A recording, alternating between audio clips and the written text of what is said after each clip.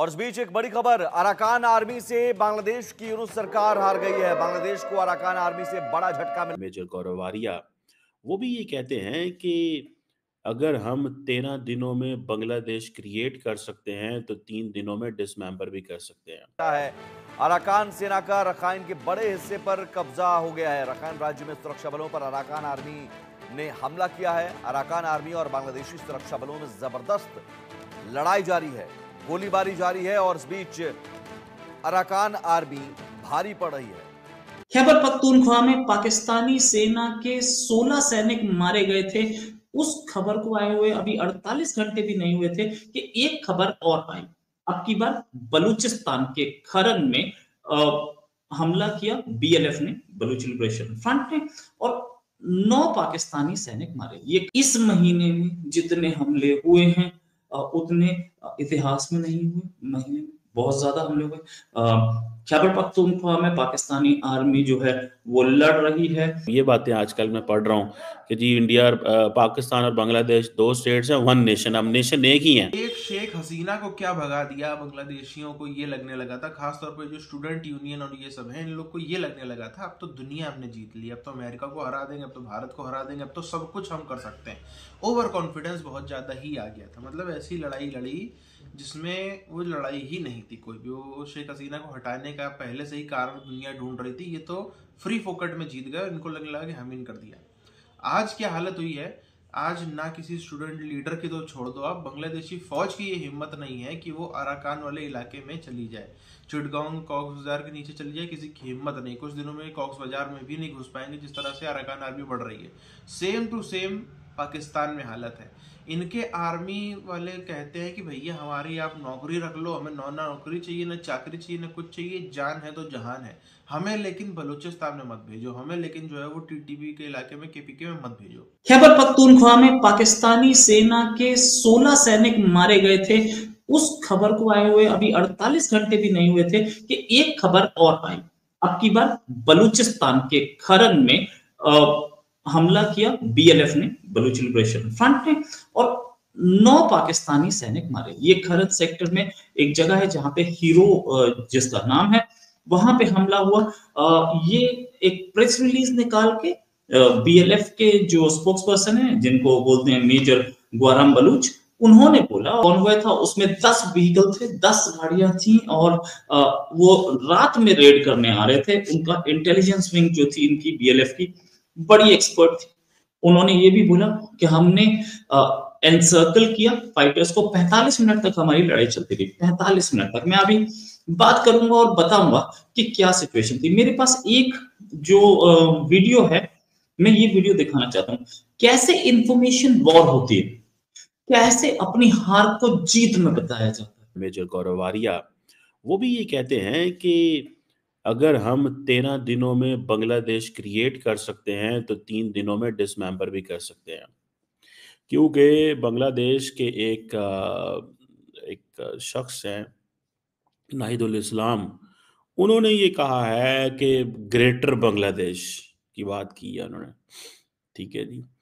Technically जो greater Bangladesh है, अगर इसको देखा जाए तो ये एक speculative and controversial geopolitical concept है। ठीक है जी, कि जी बांग्लादेश अपनी टेरिटरी, अपना इन्फ्लुएंस अपने नेबरिंग रीजन में फैलाना चाहता है। मुझे लग रहा है कि जिस तरह भारत के अंदर, अब ये मुझे गौरव आर्या की मैंने ट्वीट देखी, ठीक है जी, उन्होंने भी ये ट्वीट की हुई थी और उन्होंने कहा कि जी अगर हम लोग आपको बना सकते हैं तो आपको उजाड़ भी सकते हैं। मतलब इसका मतलब ये डिसमेंबर हम आपको ख़त्म भी कर सकते हैं। जारी बात है 3 दिन हमें ज़्यादा नहीं लगेंगे। वो बेसिकली शायद एग्जांपल दे रहे होंगे कि जिस तरह सीरिया के अंदर एचटीएस ने आके तो जिसे कहते हैं ना कर लिया है, ओवरटेक कर लिया। पाकिस्तानी आर्मी के लोग मारे गए, डीजीआईएसपीआर को पता है, प्रेस रिलीज निकाल दी बीएलएफ ने, और पाकिस्तानी आर्मी क्या बोल रही है कि लोग उन्होंने रेड मारी मतलब बलूचों पे और बहुत कुछ बरामद किया, बहुत सारा आरडीएक्स से पता नहीं क्या क्या बरामद किया, ये सब इन्होंने लिखा है। ये एरिया है, ये खरन सेक्टर का एरिया है। इस खरन सेक्टर के एरिया में ये काम हुआ था। ये सारी चीजें सामने दिख रही हैं कि बलूच क्या कर रहे हैं और पाकिस्तानी सेना के करीब इस हमले पे जहां 9 मारे गए, वो 16 वाले की कंफर्मेशन आज आई है, जो मैंने 2 दिन पहले खबर दे दी थी, उसकी कंफर्मेशन डीजीआईएसपीआर से आज आई है। खैर मैं उम्मीद करता हूं कि डीजीआईएसपीआर आगे से हमारे वीडियोस देख के थोड़ा सा फास्ट काम करेगी।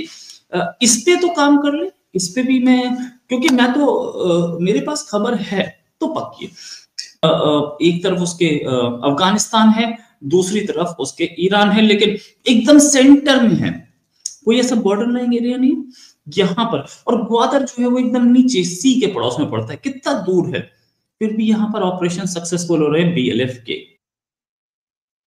तो पूरे पाकिस्तान में सिचुएशन ये है कि बीएलएफ के ऑपरेशंस उन जगहों पे सक्सेसफुल हो रहे हैं जहां पे आप ये बता ही नहीं सकते कि यहाँ पे आतंकवाद यहाँ से अफगानिस्तान से या ईरान से यहाँ पे। इस महीने में जितने हमले हुए हैं उतने इतिहास में नहीं हुए। महीने में बहुत ज्यादा हमले हुए। खैबर पख्तूनख्वा में पाकिस्तानी आर्मी जो है वो लड़ रही है टीटीपी से, तहरीक तालिबान पाकिस्तान से। हमने देखा 16 मारे गए, अभी और हमले सामने हैं, खड़े हैं। साथ साथ बलूच लिबरेशन फ्रंट और Baloch liberation army BLF army तो लिमिटेड है, और सामने वाला जो है बड़ा ट्रेंड है गुरिल्ला वॉरफेयर में। वो उसको सिर्फ एक मौका चाहिए, जो अमेरिका की नेशनल सिक्योरिटी एडवाइजर कॉन्डलीजा राइस ने बोला था कि हमें हर जगह हमेशा सही जगह होना चाहिए, और उनको सिर्फ एक मौका चाहिए कि वो निकल जाए। वो अब पाकिस्तान फेस कर रहा है, और पाकिस्तान को समझ में आ चुका है कि ये जो उन्होंने जहर बोया था इस दुनिया में आतंकवाद का, अब वो काम कैसे करता। एक वक्त था कि अभी मैं देख रहा था, इंडिया की मिनिस्ट्री ऑफ एक्सटर्नल अफेयर्स कह रही थी कि 2200 हमले हुए हैं, 2200 हमले हुए हैं माइनॉरिटीज़ के ऊपर इंडिया बांग्लादेश के अंदर। आज से 6 महीने पहले चले जाए तो कोई हमला ही नहीं था, वो कुछ भी नहीं था, देयर वाज नथिंग, ठीक है, जिसको वो ये कह सकते।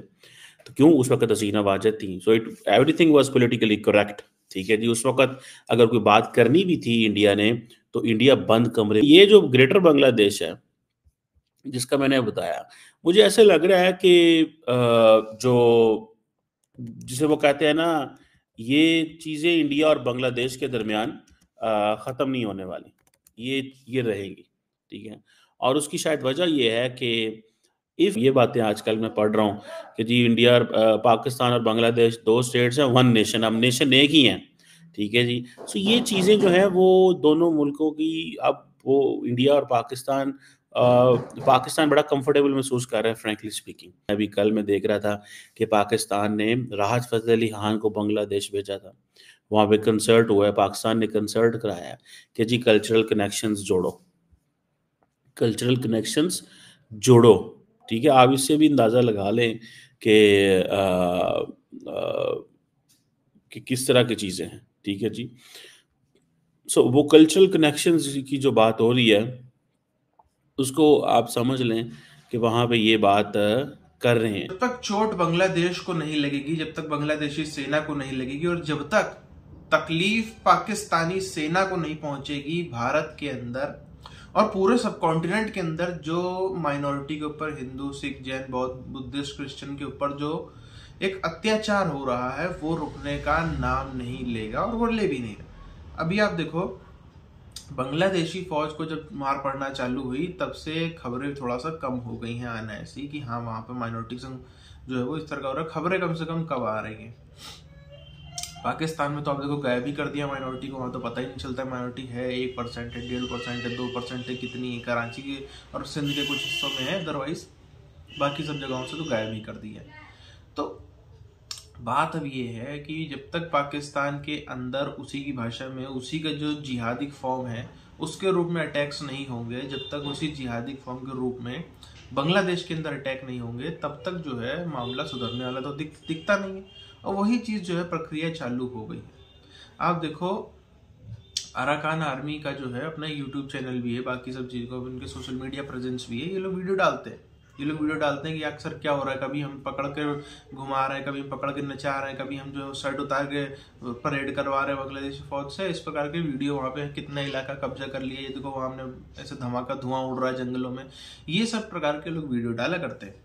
अभी भी अगर आप देखो, अराकान आर्मी कोस्टल इलाके पर कब्जा करने की वजह से मजबूत है, फाइनेंशियली मजबूत है, और रिसोर्सेज हैं उनके पास में इतने कि वो लंबे समय तक युद्ध को खींच सकते हैं, लंबे समय तक जो है वो इनको धज्जियां उड़ा सकते हैं। अराकान आर्मी को ऑब्वियसली बहुत सारे उसको सपोर्टर है, बहुत जगहों से उसको मदद भी मिलती होगी, बट जो बांग्लादेशी सेना है ना आज उसकी हिम्मत है कि ये अराकान आर्मी वाले इलाके में चले जाए, और जो पाकिस्तानी सेना है ना आज उसकी हिम्मत है कि ये बलोचों के टीटीपी के इलाके में चले जाए।